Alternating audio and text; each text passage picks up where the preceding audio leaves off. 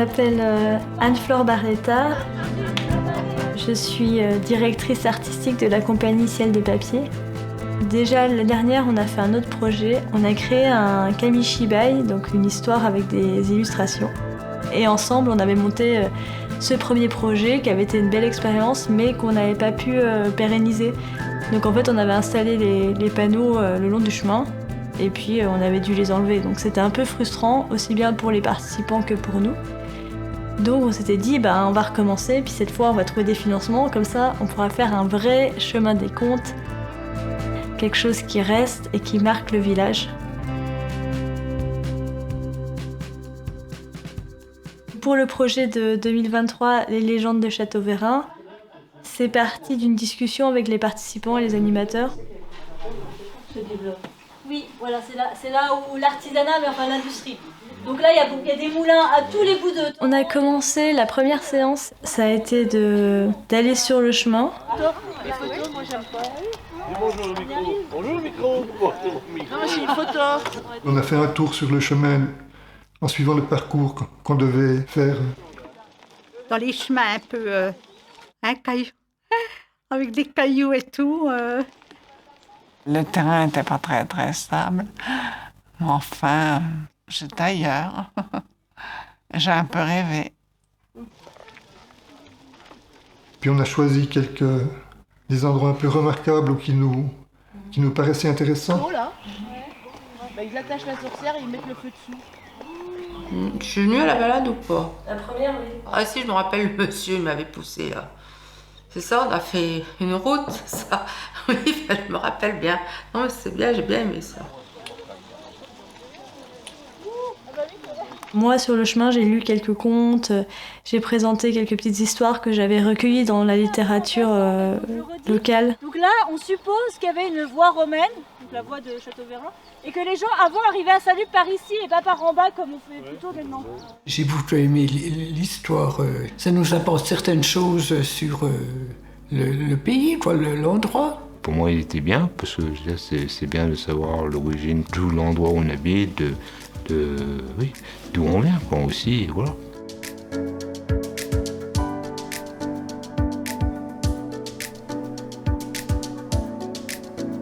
On a été au VRF et après on est monté au Châteauvérin.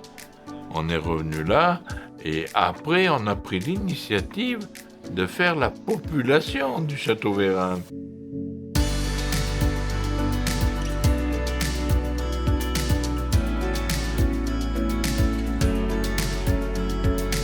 On a commencé à travailler sur les idées de l'histoire. On a travaillé en équipe, en groupe. Il fallait réfléchir, il fallait déjà savoir sur quel thème on voulait faire et ensuite faire une histoire là-dessus. On apprend, on essaye de chercher ce qui va dans notre projet. Et pour moi, c'est de voir ces montagnes. Pour moi, c'est une chose qui me fait plaisir. Et donc, je voyais que mon projet là-dessus, moi. Justement, en allant au Châteauvérin, j'ai vu un endroit, il y avait des arbres et puis il y avait des tas de branches, comme deux taupinières de tas de branches.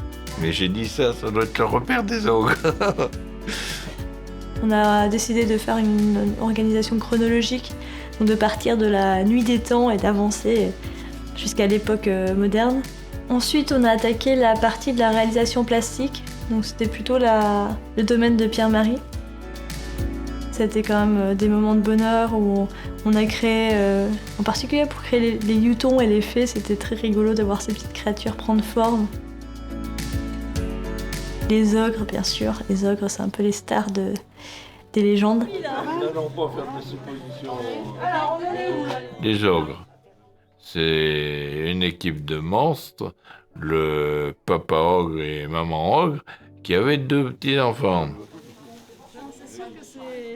Quand on a fait les Youtons en terre anglaise, c'était plutôt intéressant. Les Youtons, c'est un elfe.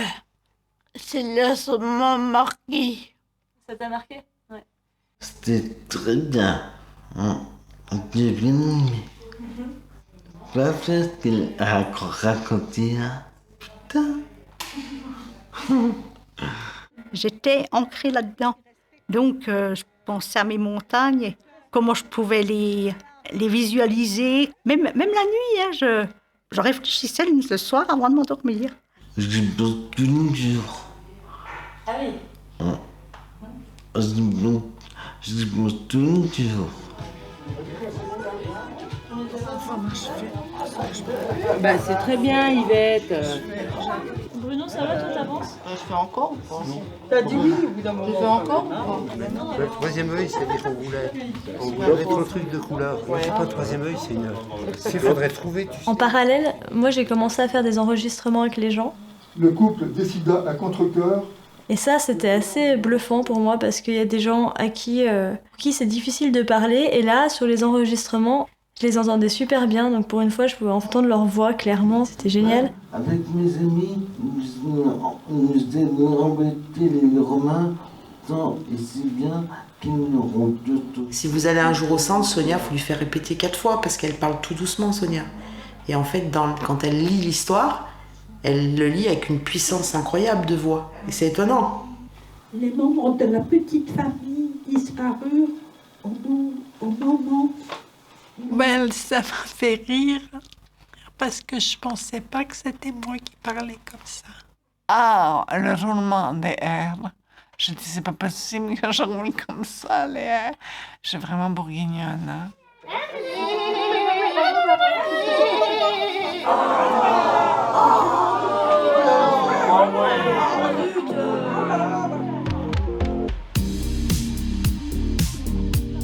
Et ben voilà, début septembre, on a présenté la balade pour la fête de Saint-Lup. Donc l'idée c'était de mêler notre événement à la fête de Saint-Lup pour attirer du monde, pour que ce soit vraiment, ça fasse partie de la fête du village, de la vie du village.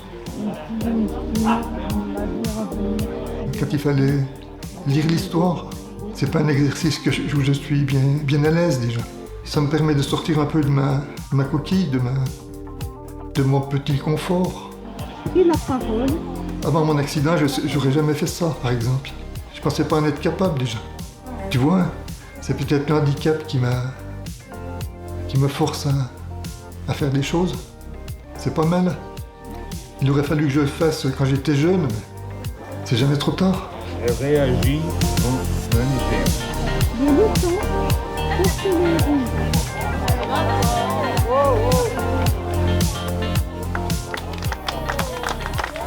De voir que les gens, quand ils nous applaudissent, ça c'est toute une récompense pour nous.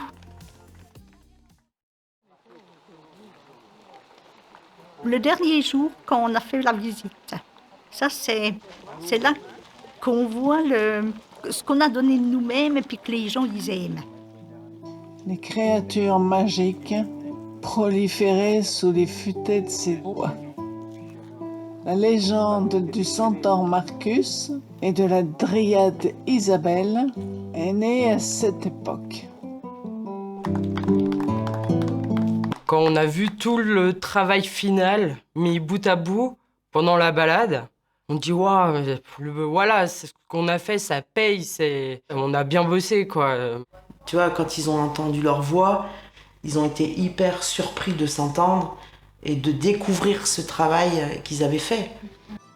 Ça me fait bizarre parce qu'on n'arrive pas trop à reconnaître sa voix, mais bon, à force de l'écouter, on va dire bah oui, c'est moi. Ils n'auront d'autre choix que d'annuler leur projet. C'est pas juste du plaisir, c'est aussi le résultat est chouette. Attention, ne pas glisser votre main dans les baignoires abandonnées. Terrain venimeux. Ils se sont sentis vraiment différents après. En tout cas, dans leur identité, dans leur reconnaissance, et puis dans leur pouvoir aussi. Ma petite fille était pour la restitution, et en fait, elle m'a dit un truc, et elle leur a dit un truc incroyable. Elle leur a dit, vous étiez tellement heureux d'avoir fait ça qu'on avait l'impression qu'il n'y avait plus de fauteuil. Toi, le fait d'avoir repris un pouvoir de création, un pouvoir de montrer autre chose d'eux. Donc là, c'est fort. La vivre, accompagner. C'est un projet, il faudrait que tout le monde puisse en faire au moins une fois. Bon, parce que quand on était tous ensemble, on parlait plus de maladie, là. Ça a animé, ça m'a fait retourner en enfance, dans les contes. Ça m'a fait plaisir, c'était super. J'ai beaucoup aimé.